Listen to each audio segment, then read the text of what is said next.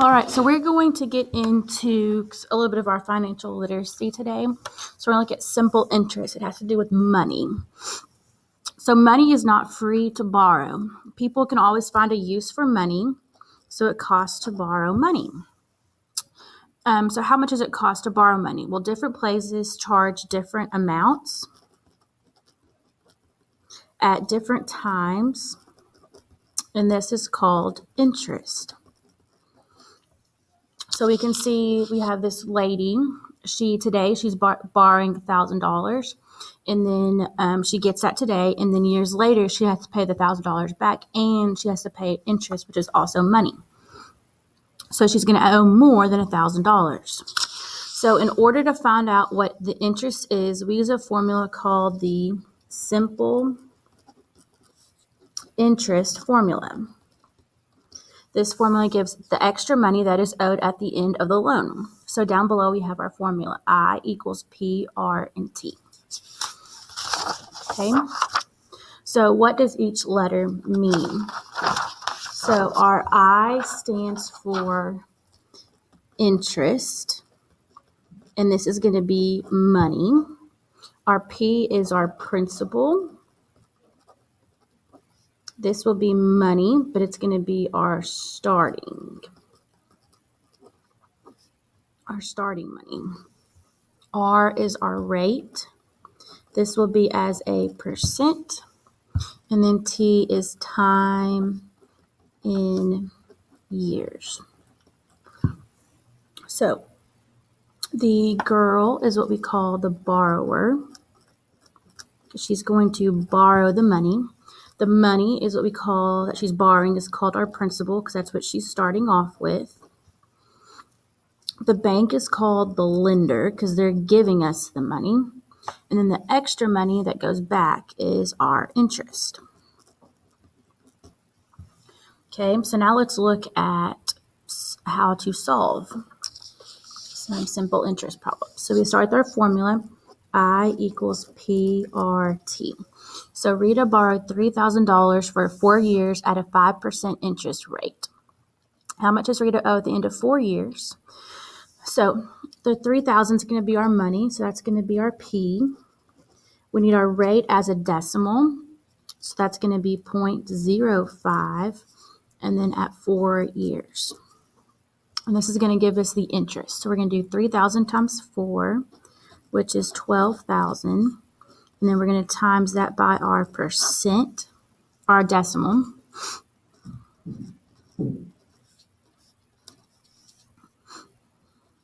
Which is $600. So that's how much she's going to pay at the end of 4 years is $600. So the last question is how much total money does Rita owe at the end of 4 years? So she's going to pay back the $600 and the $3,000. So she's going to pay back $3,600 at the end of 4 years. Okay, and we'll do some more practice in a second. So what are some reasons to borrow money? Okay, when you buy a car, a house, college, you can borrow money, medical expenses, anything. Okay, it's a lot of money, not just, oh, I need to borrow $5 from the bank. It's a lot of money. So like $3,000, $20,000, $900,000. So is it a good idea to borrow money? Okay, for this question, I would say yes and no. Okay, so yes, it's a good thing because it allows you to buy houses and cars, but no, because you have to pay all that money back, and you have to pay more extra money back because you have that interest. All right, so let's look at some more types of problems.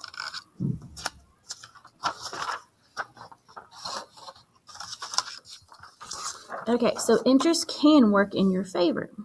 So you can invest your money in the bank, like a savings account. So this is when it's a good thing to have interest. So say you've had the boy gives the bank $1,000 to keep in the bank for so long, and then years later the boy can get the $1,000 back and the interest as well. So let's look at Rick and seeing what he's going to invest. So he invested $5,000 for 2 years at a 3% interest rate. how much interest does Rick pay at the end of 2 years? So we have our formula, I equals PRT. So there's our principal, our time, and our rate. So our principal is always how much we start with, which is 5,000. Our rate as a decimal, so that's going to be 0.03, and then our time, which is 2. So I multiply the whole numbers first, so 5,000 times 2, which is 10,000, and then times it last by our percent.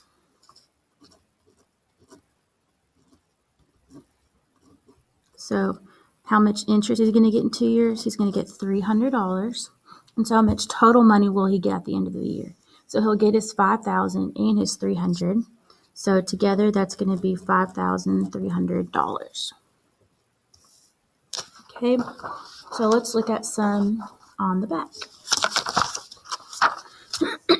So the difference in borrowing money and investing money is the interest rate. So when you borrow money, the rates are usually around 12 to 25%, but when you invest money, it's normally 1 to 3%. So when you borrow money, you have to pay more, but when you invest your money, you get less money. Okay, so we're going to do 2 more problems. So Rachel invested $500 for 6 years at a 3% interest rate. So there's our principal, our time, and our rate. So for P, we have our 500, rate as a decimal, so 0.03, and our time is 6. Okay, so I'm going to multiply the whole number. So 500 times 6 is 3,000. And then I'm going to times it by our decimal of 0.03, and we get $90. So how much will she get at the end of 6 years? She's going to get the 90 and 500, so she's going to get $590. So she invested, it took her 6 years to get $90, which is not a lot of money. Okay, so Raymond's going to borrow money. He has $2,000 for 3 years at a 12% interest rate. So there's our principal, time, and rate. So we've got our formula, I equals PRT. Our principal is 2,000. Our rate is 12% as a decimal, so 0.12. And then our time is 3. So you're going to multiply our principal and our time. So 2,000 times 3 is 6,000.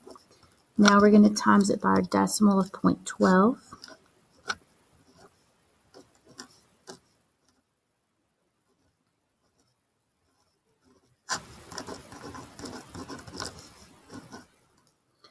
So Raymond's going to have $720 in interest, and then how much total will he owe at the end? Well, he's borrowing $2,000 and $720 together, so he's going to pay back $2,720. All right, so now it's time to work on your homework. So you will have one problem. You will need to make sure you have your formula ready, which is I equals PRT.